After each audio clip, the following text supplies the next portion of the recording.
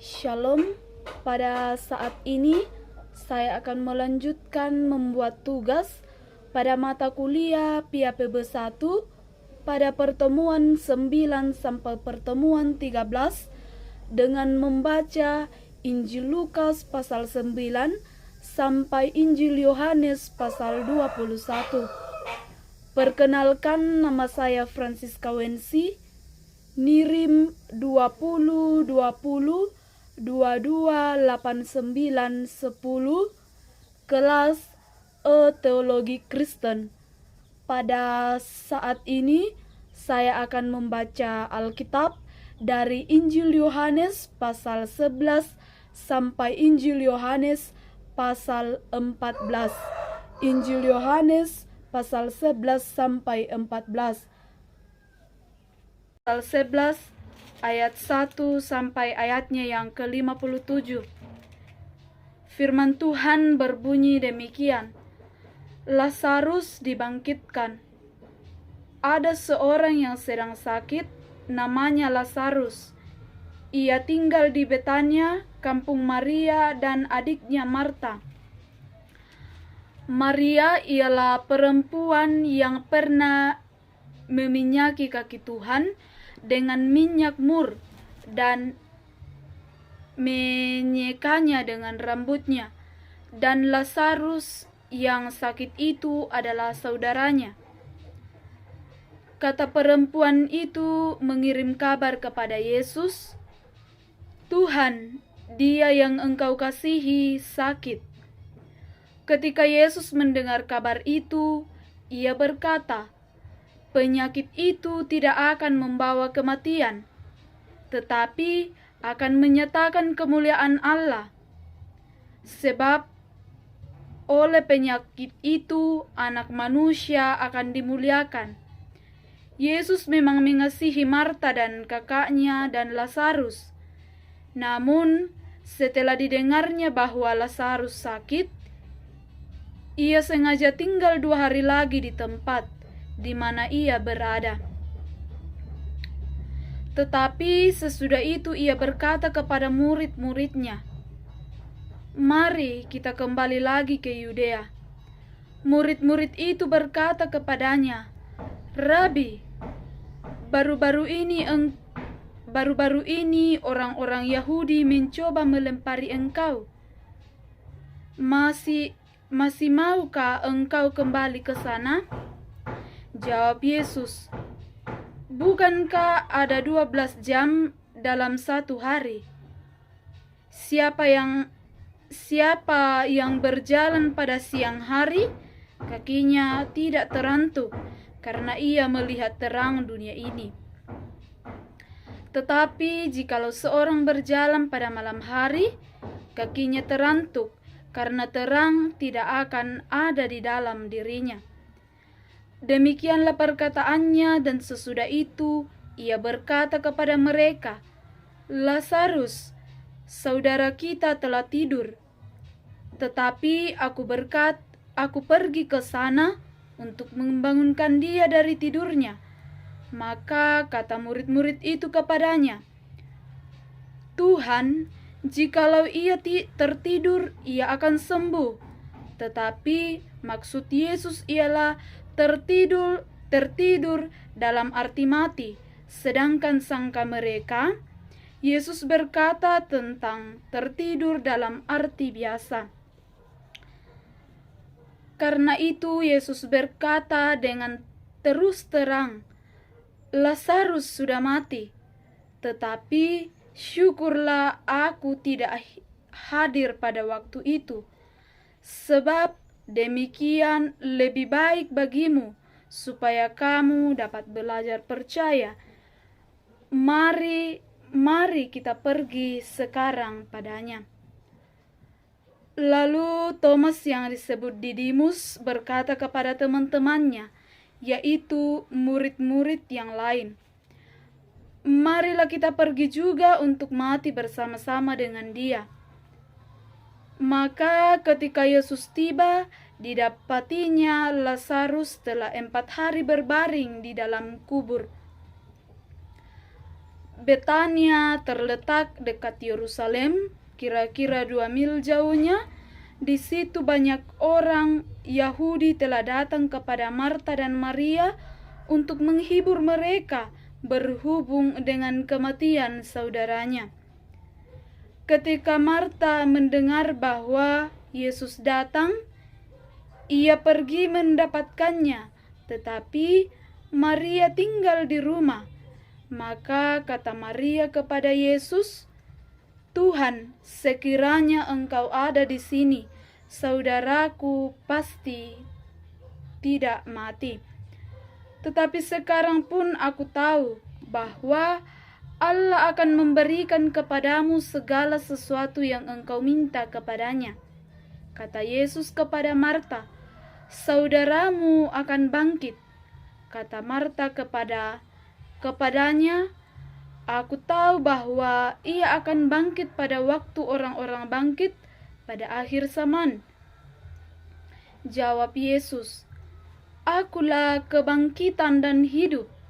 Barang siapa percaya kepada Aku, ia akan hidup walaupun ia sudah mati. Dan setiap orang yang hidup dan yang percaya kepada Aku tidak akan mati selama-lamanya. Percayakah engkau akan hal ini?" Jawab Marta, "Ya Tuhan, aku percaya bahwa Engkaulah Mesias, Anak Allah, Dia yang akan datang ke dalam dunia." Dan sesudah berkata demikian, ia pergi memanggil saudaranya Maria dan berbisik kepadanya, "Guru ada di sana dan ia memanggil engkau." Mendengar itu, Maria segera bangkit lalu pergi mendapatkan Yesus. Tetapi waktu itu Yesus belum sampai ke dalam kampung itu. Ia masih berada di tempat Marta menjumpai dia.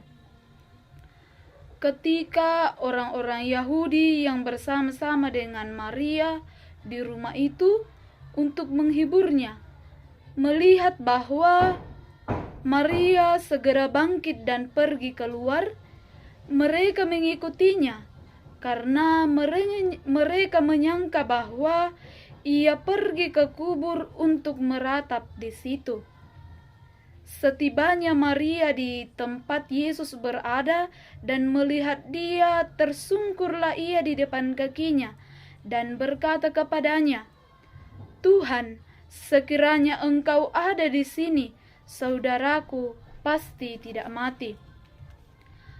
Ketika Yesus melihat Maria menangis dan juga orang-orang Yahudi yang datang bersama-sama dia, maka masyurlah hatinya.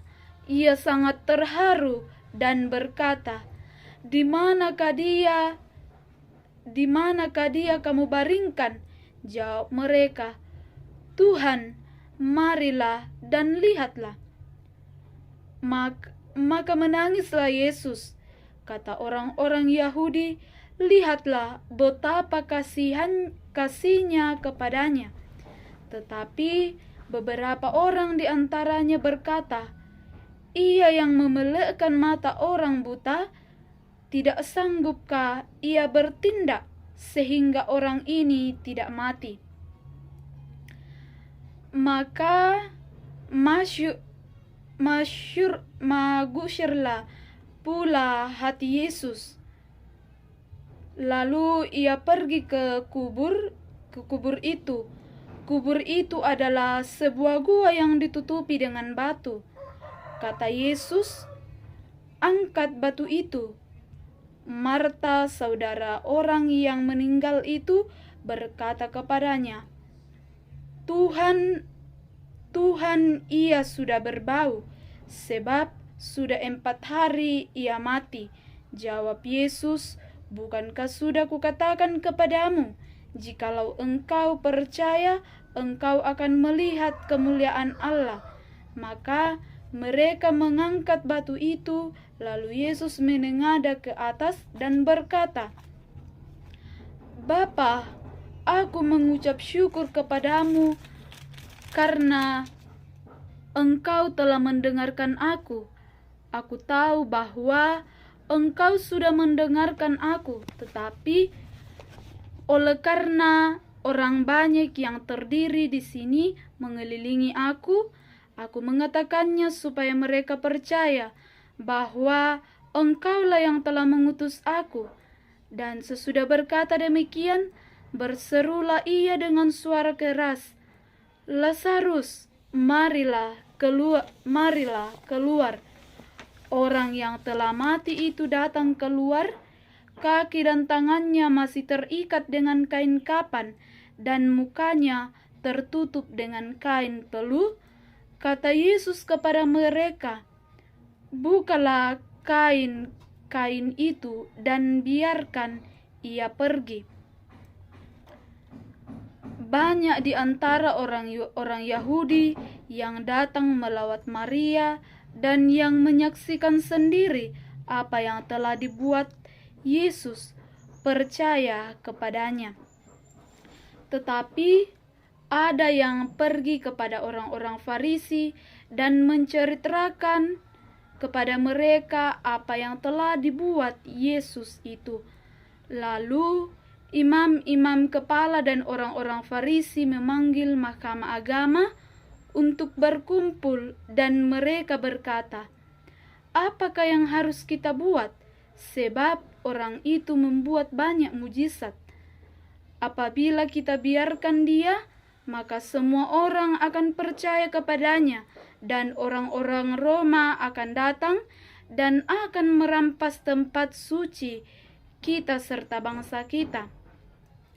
Tetapi seorang di antara mereka, yaitu Kayafas, imam besar pada tahun itu, berkata kepada mereka, kamu tidak tahu apa-apa, dan kamu tidak insaf, bahwa lebih berguna bagimu jika satu orang mati untuk bangsa kita dan daripada seluruh bangsa kita ini binasa.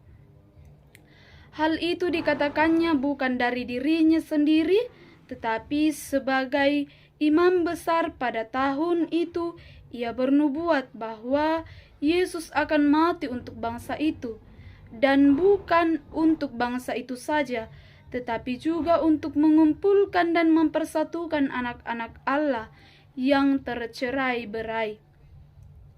Mulai dari hari itu, mereka sepakat untuk membunuh dia.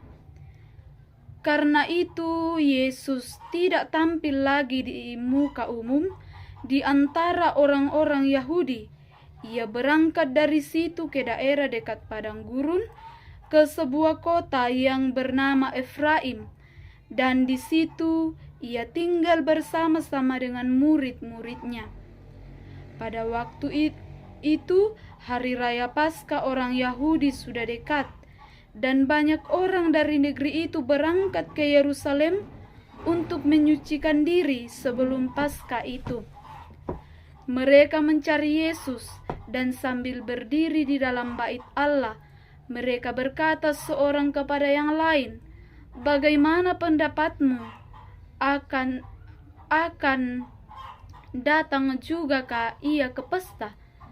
Sementara itu, imam-imam kepala dan orang-orang Farisi telah memberikan perintah supaya setiap orang yang tahu di mana dia berada memberitahukannya, agar mereka dapat menangkap dia. Pasal 12 ayat 1 sampai ayatnya yang ke-50. Firman Tuhan, Yesus diurapi di Betania. 6 hari sebelum Paskah, Yesus datang ke Betania, ke tempat tinggal Lazarus yang dibangkitkan Yesus dari antara orang mati. Di situ diadakannya perjamuan untuk dia dan Marta melayani. Sedang salah seorang yang turut makan dengan Yesus adalah Lazarus. Maka Maria mengambil setengah kaki minyak narwastu murni yang mahal harganya, lalu meminyaki kaki Yesus dan menyenyakkan dengan rambutnya, dan bau minyak semerbak di seluruh rumah itu. Tetapi Yudas Iskariot, seorang dari murid-murid Yesus yang akan segera menyerahkan dia, berkata, "Mengapa minyak narwastu itu tidak dijual 300 dinar dan uangnya diberikan kepada orang-orang miskin?" Hal itu dikatakannya bukan karena ia memperhatikan nasib orang-orang miskin, melainkan karena ia adalah seorang pencuri. Ia sering mengambil uang yang disimpan dalam kas yang dipegangnya. Maka kata Yesus, biarkanlah dia melakukan hal itu. Ini mengingat hari penguburanku. Karena orang-orang miskin selalu ada pada kamu, tetapi aku tidak akan selalu ada pada kamu. Sejumlah besar orang Yahudi mendengar bahwa Yesus ada di sana, dan mereka datang bukan hanya karena Yesus, melainkan juga untuk melihat Lazarus yang telah dibangkitkannya dari antara orang mati. Lalu imam-imam kepala bermufakat untuk membunuh Lazarus juga, sebab karena dia banyak orang Yahudi meninggalkan mereka dan percaya kepada Yesus. Keesokan harinya, ketika orang banyak yang datang merayakan pesta mendengar bahwa Yesus sedang di tengah jalan menuju Yerusalem, mereka mengambil daun-daun palem dan pergi menyongsong dia sambil berseru-seru, "Hosana, diberkatilah dia yang datang dalam nama Tuhan, Raja Israel." Yesus menemukan seekor keledai muda lalu naik ke atasnya, seperti ada tertulis, "Jangan takut, hai putri Sion, lihatlah rajamu datang, duduk di atas seekor keledai." Mula-mula murid-murid Yesus tidak mengerti akan hal itu, tetapi sesudah Yesus dimuliakan, teringatlah mereka bahwa nas itu mengenai dia dan bahwa mereka telah melakukannya juga untuk dia. Orang banyak yang bersama-sama dengan dia ketika ia memanggil Lazarus keluar dari kubur dan membangkitkannya dari antara orang mati, memberi kesaksian tentang dia. Sebab itu orang banyak itu pergi menyongsong dia, karena mereka mendengar bahwa ia membuat mujizat itu. Maka kata orang-orang Farisi seorang kepada yang lain, "Kamu lihat sendiri bahwa kamu sama sekali tidak berhasil. Lihatlah, seluruh dunia datang mengikuti dia." Di antara mereka yang berangkat untuk beribadah pada hari itu, terdapat beberapa orang Yahudi. Orang-orang itu pergi kepada Filipus yang berasal dari Betsaida di Galilea, lalu berkata kepadanya, "Tuan, kami ingin bertemu dengan Yesus." Filipus pergi memberitahukannya kepada Andreas. Andreas dan Filipus menyampaikannya pula kepada Yesus. Tetapi Yesus menjawab mereka, katanya, "Telah tiba saatnya Anak Manusia dimuliakan. Aku berkata kepadamu, sesungguhnya jikalau biji gandum tidak jatuh ke dalam tangan dan mati, ia tetap satu biji saja. Tetapi jika ia mati, ia akan menghasilkan banyak buah.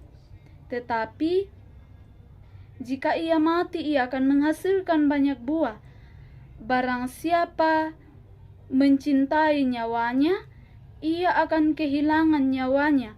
Tetapi barang siapa tidak mencintai nyawanya di dunia ini, ia akan memeliharanya untuk hidup yang kekal. Barang siapa melayani aku, ia harus mengikuti aku, dan di mana aku berada, di situ pun pelayanku akan berada. Barang siapa melayani aku, ia akan dihormati Bapa.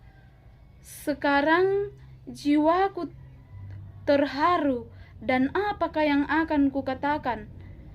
Bapa, selamatkanlah aku dari saat ini. Tidak, sebab untuk itulah aku datang ke dalam saat ini. Bapa, muliakanlah namamu.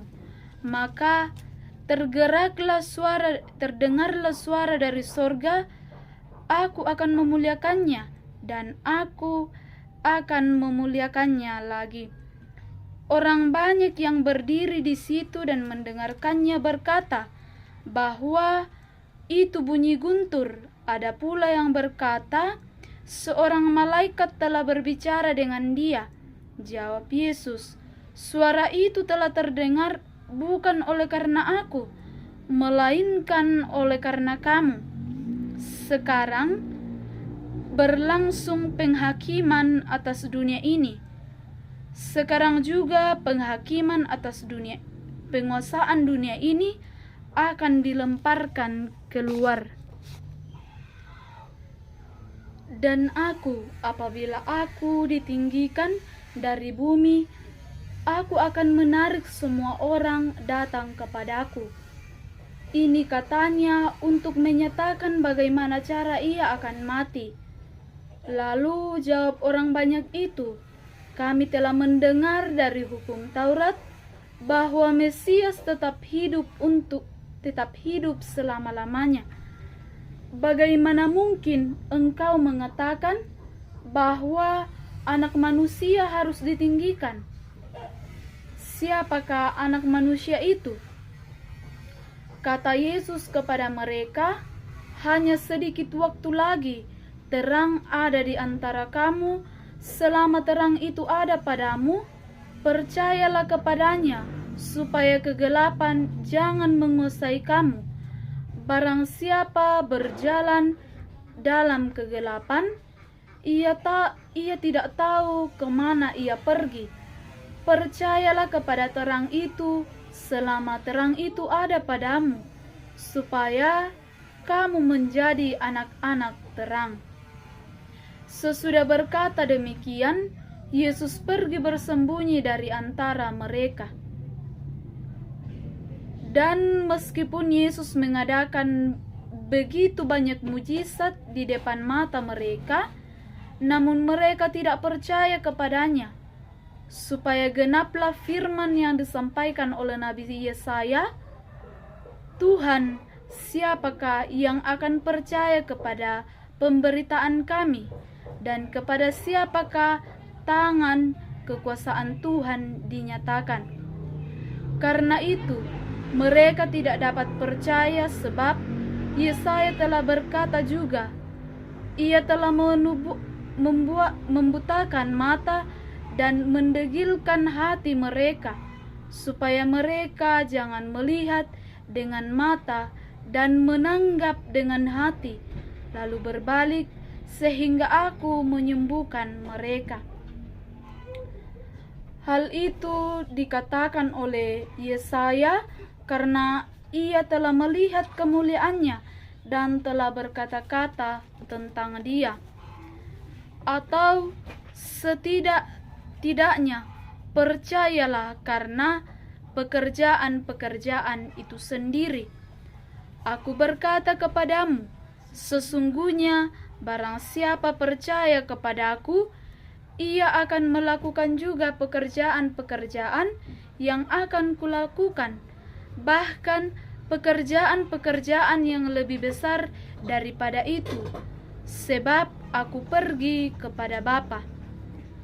Dan apa juga yang kamu minta dari namaku, aku akan melakukannya, supaya Bapa dipermuliakan di dalam Anak. Jikalau kamu meminta sesuatu kepadaku dalam namaku, aku akan melakukannya. Jikalau kamu mengasihi aku, kamu akan menuruti segala perintahku. Aku akan meminta kepada Bapa, dan Ia akan memberikan kepadamu seorang penolong yang lain, supaya Ia menyertai kamu selama-lamanya, yaitu Roh kebenaran. Dunia tidak dapat menerima Dia, sebab dunia tidak melihat Dia dan tidak mengenal Dia. Tetapi kamu mengenal Dia, sebab Ia menyertai kamu dan akan diam di dalam kamu. Aku tidak akan meninggalkan kamu sebagai yatim piatu. Aku datang kembali kepadamu. Tinggal sesaat lagi dan dunia tidak akan melihat aku lagi. Tetapi kamu melihat aku, sebab aku hidup dan kamu pun akan hidup. Pada waktu itulah kamu akan tahu bahwa aku di dalam Bapa-Ku dan kamu di dalam aku dan aku di dalam kamu. Barang siapa memegang perintahku dan melakukannya, dialah yang mengasihi aku. Dan barang siapa mengasihi aku, ia akan dikasihi oleh Bapa-Ku, dan aku pun akan mengasihi dia dan akan menyatakan diriku kepadanya. Yudas yang bukan Iskariot berkata kepadanya, Tuhan, apakah sebabnya maka engkau hendak menyatakan dirimu kepada kami dan bukan kepada dunia? Jawab Yesus, jika seorang mengasihi aku, ia akan menuruti firman-Ku, dan Bapa-Ku akan mengasihi dia, dan kami akan datang kepadanya dan diam bersama-sama dengan dia.